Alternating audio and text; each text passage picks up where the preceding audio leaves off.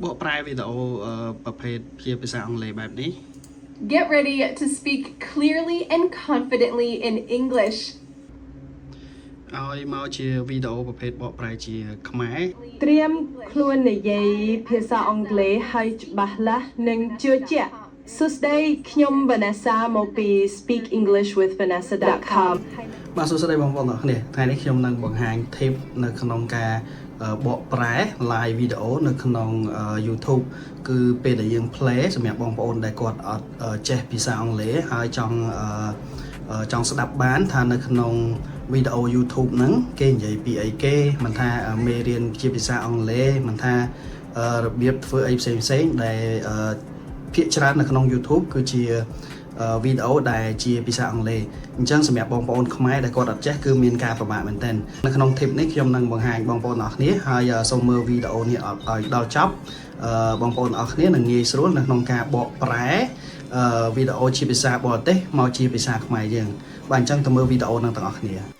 បាទអញ្ចឹងយើងបើកចូលមកក្នុង browser យើងមកបើយើងប្រើ Chrome យើងបើក Chrome ទៅហើយបើមាន browser អីផ្សេងយើងបើក browser ហ្នឹងមកបាទបន្ទាប់មកយើងចូលមកក្នុង Google មកយើង search ពាក្យថា Live API បាទអញ្ចឹងយើងចុចទៅលើពាក្យនេះបាទ Gemini Live API នេះមកបន្ទាប់មកយើងយកពាក្យថា Get Start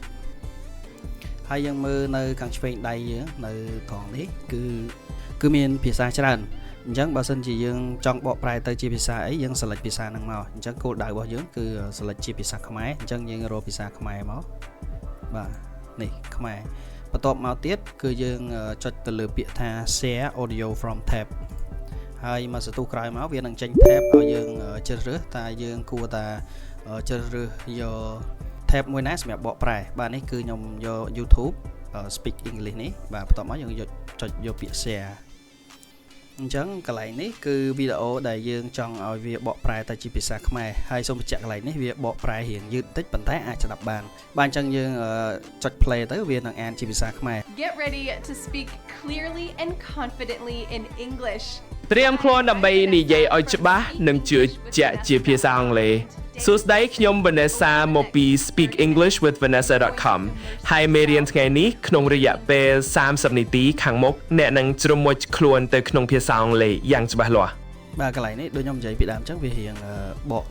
រៀងយឺតហើយក៏វាបញ្ចប់រៀងយឺតនៅពេលដែលយើង stop ដែរអញ្ចឹងគឺងាយស្រួលមែនទែនសម្រាប់បងប្អូនដែលគាត់អត់ចេះអង់គ្លេសហើយគាត់ចង់មើលវីដេអូនៅលើ YouTube ជាភាសាអង់គ្លេសខ្ញុំថាជាប្រយោជន៍សម្រាប់បងប្អូនដែលបានមើលវីដេអូមួយនេះកុំភ្លេចចុច Subscribe Channel របស់ខ្ញុំមួយផងអរគុណច្រើនបងប្អូនទាំងអស់គ្នា